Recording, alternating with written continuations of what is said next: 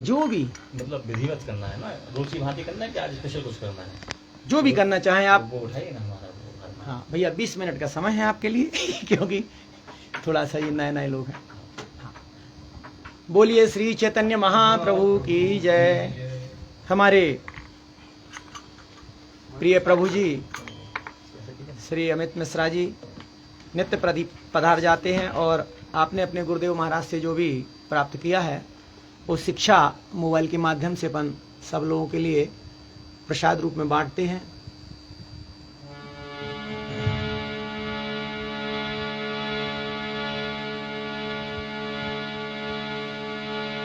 बोलिए श्री गुरु गौरांग की जय।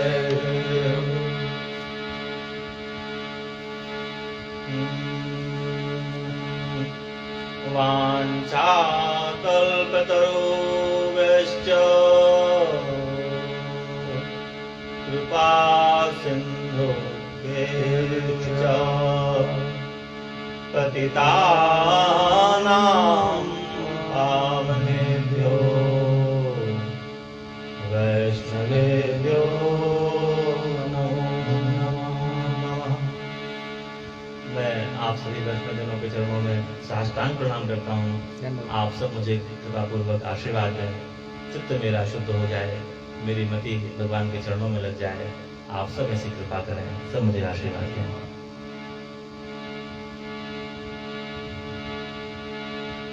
नमो विष्णुपादाय कृष्ण पृष्ठाय भूतले श्रीमते राधा गोविंद गोस्वामी नामिने।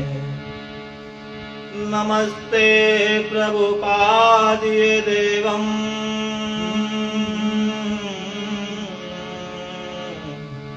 गौरवाणी प्रचारिणे निर्विशेष शून्यवादी ग्राम जन तारिणे।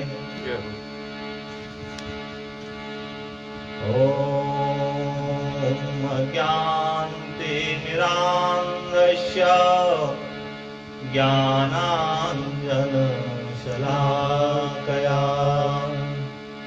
चक्षुरुन्मीलितं येन तस्मै श्रीगुरुवे नमः। श्री चैतन्य मनोभीष्टं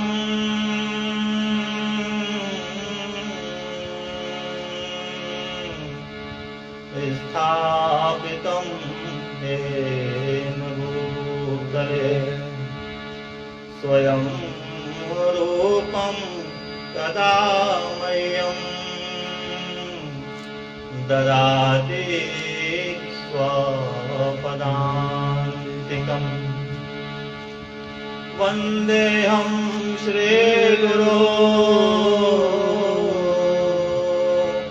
श्रीयुतपदकमलं श्रीगुरों वैष्णवांश्च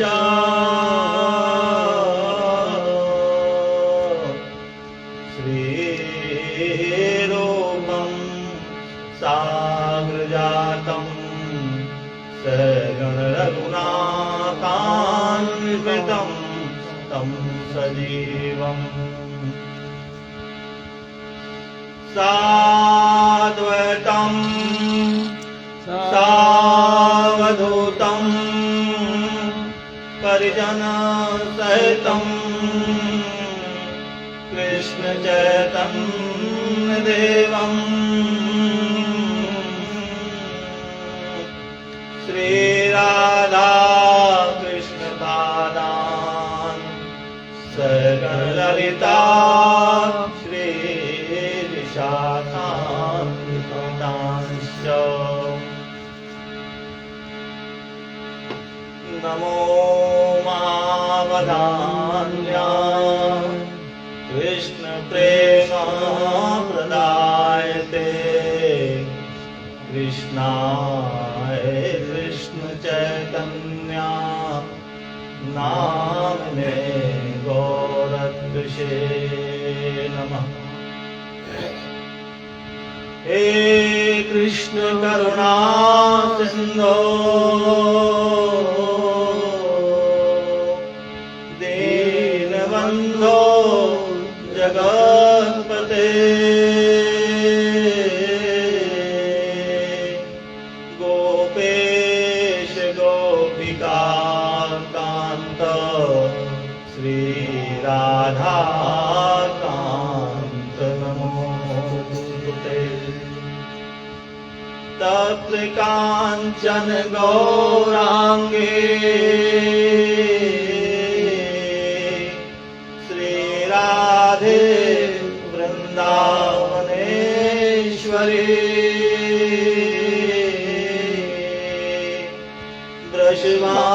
वृषभानुसुते देवी प्रणमामि हरिप्रिये। वाञ्छाकल्पतरुभ्यश्च कृपा सिन्धुभ्येव च पतितानां पावनेभ्यो वैष्णवेभ्यो नमो नमः। जय श्री कृष्ण चैतन्य प्रभो नित्यानंद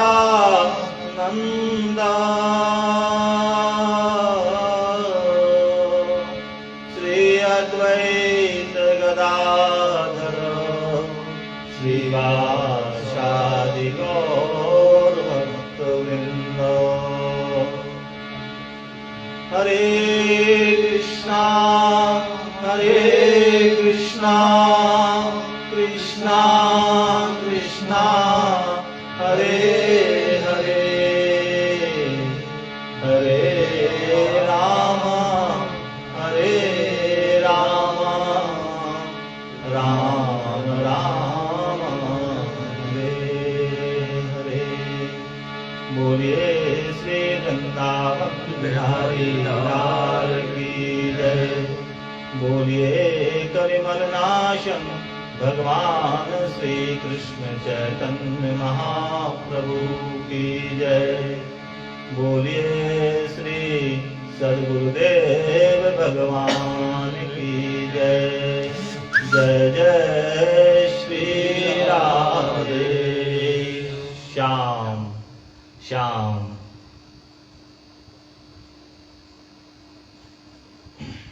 एक बार पुनः सभी के चरणों में प्रणाम करते हुए अपनी बात को आगे बढ़ाता हूँ। तो आज हम जहाँ बैठे हुए हैं यह श्री राजकुमार सोनी जी का गृह है या मंदिर है, कुछ भी कह सकते हैं इसको हम ना। तो इस कक्ष से, इस कमरे से श्री हरिनाम का महत्व और श्री एकादशी जी का महत्व का प्रचार किया जाता है। तो आज मन में आया कि श्री एकादशी महारानी के विषय में ही कुछ चर्चा की जाएगी, क्योंकि नित्य हम लोग नियम पूर्वक कुछ न कुछ सत्संग कर रहे हैं। तो आज का विषय एकादशी महारानी के लिए समर्पित है। तो कई बार मन में विचार आ सकता है कि व्रत आदि क्यों किए जाएं, इनसे हमें क्या लाभ, क्यों करना चाहिए सब ये कार्य। तो वास्तव में जो मानव जीवन हमारा है यह कुछ प्राप्त करने के लिए ही हमें उपलब्ध हुआ है। हमारे अपने कर्मों के आधार पर हमें यह जीवन, यह योनि प्राप्त हुई है। तो इसमें हम किस तरह के श्रेष्ठ कार्य कर सकें, ये सब हमें विचार करते रहना चाहिए, ताकि हमारा जो जीवन है वह सफलता को प्राप्त हो। तो जैसे कि हम लोग कई तरह के उपाय कर सफलता के लिए, उन्नति के लिए बहुत सारे प्रयास करते रहते हैं, कि हम अधिक पढ़कर, अधिक परिश्रम कर कर कोई अफसर बन जाएं, कोई उद्योग, कोई व्यवसाय सीख कर उसमें हम सफलता प्राप्त कर लें, ये सब हम प्रयास करते रहते हैं। और संसार में यही ज्ञान सर्वत्र व्याप्त है। संसार में सभी जगह यह ज्ञान सर्वत्र व्याप्त है कि कैसे अच्छा पढ़कर और कोई अफसर बन सकते हैं, कैसे अच्छा व्यवसाय सीखकर एक बहुत धनवान व्यक्ति बन सकते हैं। ये सिखाने के लिए जगह जगह स्कूल, कॉलेज बनाए गए हैं। लेकिन इन सब से सुख प्राप्त कैसे हो, यह कोई नहीं बता पा रहा है। बताते जरूर हैं, कहते जरूर हैं। कक्षा 1 में जो बच्चा होता है और पढ़ने में कठिनाई होती है तो उसके माता पिता सिखाते हैं उसको कि बेटा थोड़ा परिश्रम करो और थोड़ा परिश्रम करो, इस कक्षा को पास कर लो, फिर तुम्हें सुख है, फिर तुम्हें आनंद है। तो बच्चा विश्वास कर माता पिता पर, अपने गुरुजी पर और बहुत अधिक परिश्रम से वहाँ पढ़ाई करता है कि पिताजी ने कहा है, माताजी ने कहा है, हमारे जो मास्टर हैं उन्होंने कहा है, इसको पढ़ लोगे तो फिर कठिनाई नहीं रहेगी। ठीक है, बच्चा परिश्रम करता है। सब आप और मैं, हम सब ने ये किया है। तो अब कक्षा 1 पास किया तो ढूंढ रहा है बच्चा कि वो सुख और शांति अब है कहाँ, क्योंकि अगले 2-3 माह के बाद में चलो कक्षा 2 में जाओ। कक्षा 2 में उसका प्रवेश करा दिया गया। फिर एक नया विषय सामने है, फिर एक नया पाठ सामने है, फिर कठिनाई आई है, मास्टर ने डपट लगाई। क्यों पढ़ाई नहीं करते हो? ठीक से पढ़ाई करो। नहीं याद हुआ, कल चपट लगाई, पहले डपट, फिर चपट, फिर शिकायत। माँ बताओ, आपने कहा था कक्षा 1 में जब मैं था कि बेटा थोड़ा परिश्रम कर लो फिर अच्छा हो जाएगा। मैंने अच्छा किया ना, मैं पास हो गया ना, अब क्यों डांट, अब क्यों चपट?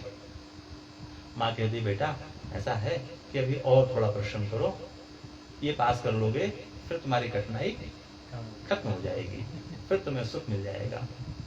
ठीक है, नित्य नित्य हम परिश्रम कर रहे हैं, नित्य हम प्रयास कर रहे हैं कि वह सुख हमें प्राप्त हो जाए, वह शांति हमें प्राप्त हो जाए। जन्म में जब हम चलना नहीं जानते थे, हमें मच्छर काटते थे, हमारे पेट में दर्द होता था, हम वह सह रहे थे। मच्छर काटने का कष्ट हम झेल रहे थे। हमें कहना नहीं आता था कि मच्छर ने काटा हमको, केवल रोना आता था और हम रो रहे थे केवल। फिर हमें कहना आ गया माँ मच्छर ने काटा, योग्यता आई, हमें बताना आ गया माँ मच्छर ने काटा। तो हम देखें ना, हम जरा विचार करें ना, हम आखिर कर क्या रहे हैं? हम सब क्या कर रहे हैं? और वो सुख जो हम चाहते हैं वो है कहाँ और कैसे प्राप्त हो?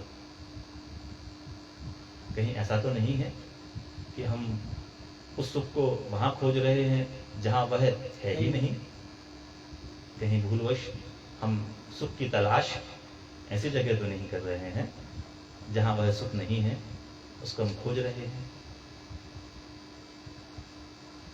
बालू का विशाल भंडार, रेती का विशाल भंडार भरा पड़ा है, एक एक दाना छान रहे हैं, कहाँ है वह सोने का कण जिसकी मुझे आवश्यकता है? सोना उस ढेर में नहीं है जहां हम खोज रहे हैं। सोना कहीं गुप्त खदान में भरा पड़ा है, वहां तक हम पहुंच ही नहीं पा रहे हैं जहां सोना हमें मिल सकता है। यह विचार करने योग्य विषय है, इसका हमें अवश्य विचार करना चाहिए। तब इस समस्या का समाधान हमारे जो सदग्रंथ हैं, हमारे जो आचार्य हैं, हमारे जो ऋषि मुनि तपस्वी हैं, हमारे जो पूर्वज हैं, उनमें से करोड़ों करोड़ लोगों ने वह सुख प्राप्त किया है जिसकी कामना से हम सर्वत्र भटक रहे हैं, सर्वत्र अधिकाधिक परिश्रम कर रहे हैं। अभी उदाहरण जो दे रहे थे पढ़ने का और पास होने का, जीवन के हर दिन हम ये काम कर रहे हैं। विवाह होने पर लगता है सुख मिल जाएगा, पत्नी आ जाएगी सुख मिल जाएगा, संतान हो जाएगी सुख मिल जाएगा, लेकिन वह सुख कभी प्राप्त नहीं कर पाते हैं। एक दिन उसी सुख की लालसा से, उसी सुख की कामना से बिस्तर में 80 वर्ष के पड़े पड़े और बोलने का साहस नहीं, बोलने का सामर्थ्य नहीं, और वह विचार करते रहते हैं वो सुख जिसको हम ढूंढ रहा, सारा जीवन ढूंढ रहा सुख को, वो सुख आखिर है कहाँ, वह सुख आखिर है कहाँ। तो भैया समय रहते चेत जाओ, समय रहते संभल जाओ, और संभल कर बहुत सुलभ है सुख, जिसको हमने सारे जीवन ढूंढा और नहीं मिला, वह सुख इतना सुलभ है, इतना सुलभ है कि बहुत सरलता से आपको प्राप्त हो सकता है। श्री एकादशी महारानी का यदि व्रत करने का हमने नियम लिया हो और निष्ठापूर्वक उस व्रत को संपन्न किया जाए, तो सच मानिए भैया, सत्य कहता हूं आपसे, सच मानिए, वह सुख जो आपको अब तक कभी नहीं मिला था, वह सुख भी आपको बहुत सरलता से, बहुत सुगमता से प्राप्त होने लग जाएगा। आप हमेशा शांत, सुख और प्रसन्न रहेंगे, एकदम परम शांति, परम सुख आपको प्राप्त होगा। जो आपको किन्हीं उपाय से प्राप्त नहीं होता था, वह केवल एक दिन निराहार रहकर या अल्पाहार रहकर या फलाहार कर कर, जो आपका सामर्थ्य हो, जितना आपका सामर्थ्य हो उतना करो, और बिल्कुल अनन्य भाव से भगवान नाम का गायन करना है। बोलिए हरे कृष्ण कृष्ण कृष्ण हरे हरे, हरे राम राम राम हरे हरे। ऐसा उच्चारण करते ही सच मानिए भैया, सत्य कहता हूँ भैया आपसे, एकदम सत्य कहता हूँ मैं आपसे, आपके अनंत जन्मों के जो पाप थे वे नष्ट होना शुरू हो जाएंगे, और आपको पाप नष्ट होते ही क्या होगा, सुख मिलने लगेगा, सुख, आनंद, परमानंद। एक दिन वो अवस्था आएगी आपको अपना भी स्मरण नहीं होगा, और केवल श्री ठाकुर जी और आप होंगे, तब देखिए कितना आनंद आता है जीवन में, परम आनंद की प्राप्ति होगी। हम जरा सा त्याग, जरा सा परिश्रम कर कर यदि वह प्राप्त कर सकते हैं तो क्यों नहीं करना चाहिए हमें। जिस सुख के लिए हमने सारे जीवन संघर्ष किया, हर क्षेत्र में संघर्ष किया, और उस सुख को प्राप्त आखिरकार हम कर ना सके, वह सुख हमें प्राप्त हो ना सका। लगता है देखने में कि पढ़ लिख कर बन गया कलेक्टर, अब सुखी हो गया होगा। कलेक्टर बनने के बाद में कितना दबाव होता है नेता का, मंत्री का, अफसर का। लगता है कि नेतागिरी कर कर नरेंद्र मोदी बनकर सुखी हो गए। ना भैया, नरेंद्र मोदी ने खुद भरी सभाओं में कहा है, रोज 2-2.5 सेर गालियां खाता हूं। सुना है सबने क्या? सबने सुना है ना? क्या क्या लाभ ऐसा पद प्राप्त करने पर, जहां गालियां खानी होती हो, नित्य खानी होती हो। हमें तो कोई कभी कभार एक गाली देता है, बाद में पछताता भी है। कभी कभार जीवन में एक आध मौका आता है ऐसा, किसी ने हमको गाली दी एक, फिर बाद में रोता है, अरे बड़ी भूल हो गई, पंडित जी को गाली दे दी। वहां तो कोई नहीं पछता रहा है, नित्य नई नई गालियां दी जा रही हैं। अब विचार करना पड़ेगा, ऐसा कौन सा काम किया जाए जहां गालियां नहीं मिले, जहां लोग सीने से लगाने के लिए दौड़े भागे हमें, लोग हमें प्रेम से हरे कृष्ण कृष्ण कृष्ण हरे हरे, हरे राम राम राम हरे हरे ऐसा कहें। लोगों को कामना हो कि एक बार हमें इनके दर्शन हो जाते, एक बार इनके गले लगने का मौका मिलता हमको। हर कोई चाहे आपसे मिलना, हर कोई आपसे प्रेम करना चाहे। सच कहता हूं मैं आपसे, बहुत सरल उपाय है। एकादशी का व्रत करना प्रारंभ करें, आपको वह सब प्राप्त होगा जिसकी आपने कल्पना भी नहीं की थी। जो किसी पुरुषार्थ से प्राप्त नहीं हो सकता है, वह केवल एकमात्र एकादशी महारानी का व्रत करने से, भगवान नाम का गान करने से, भगवान नाम का जप करने से आपको प्राप्त हो जाएगा। श्रद्धा पूर्वक, विश्वास पूर्वक उसी दिन कर देख लो।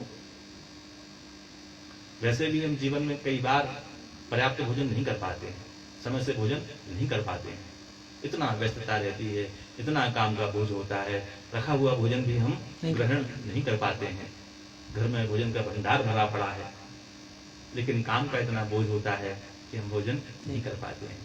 एक दिन इस भाव से आज मैं अपने श्री कृष्ण के लिए, ना अपने श्री कृष्ण के लिए नहीं, अपने सुख के लिए, अपनी शांति के लिए, श्री कृष्ण को आपके व्रत की आवश्यकता नहीं। दुख से आप पीड़ित हैं, समस्याओं से आप घिरे हुए हैं, और इन समस्याओं से मुक्ति का सरल उपाय है, एक दिन फलाहार कर कर भगवान नाम का जप करो। सच मानिए आपको बहुत आनंद की प्राप्ति होगी, आप बहुत सुखी हो जाएंगे। इससे सरल उपाय दूसरा आपको कहीं और संसार में नहीं मिल सकता है। ना बहुत बड़ा दान करना है, ना बहुत बड़ा आपको यज्ञ करना है, ना आपको बहुत दिनों तक तपस्या करना है।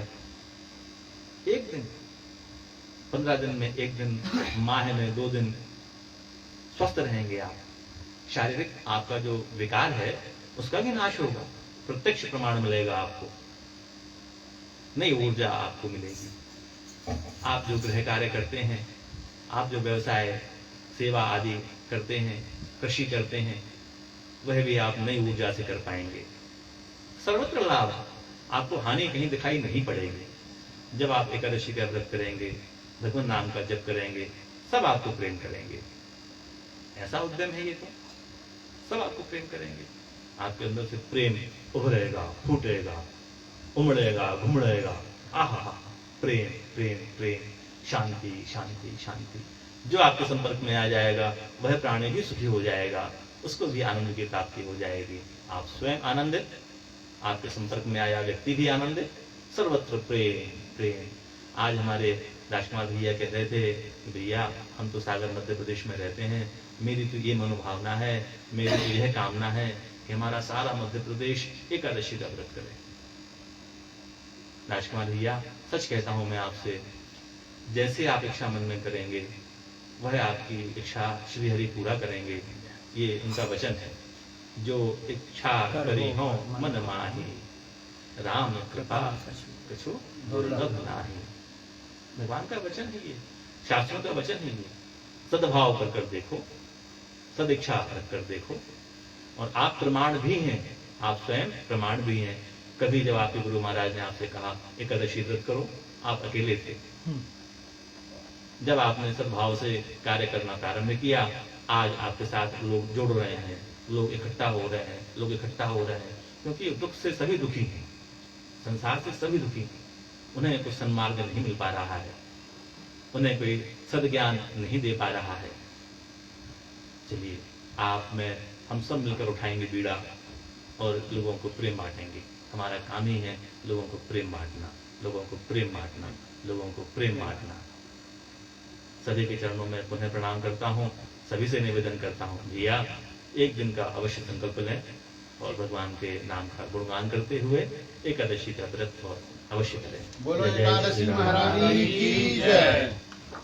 जय राधा माधव कुंज बिहारी, जय राधा माधव कुंज बिहारी, जय गोपी जन बल्लभ ग्रीवलधारी, जय गोपी जन बल्लभ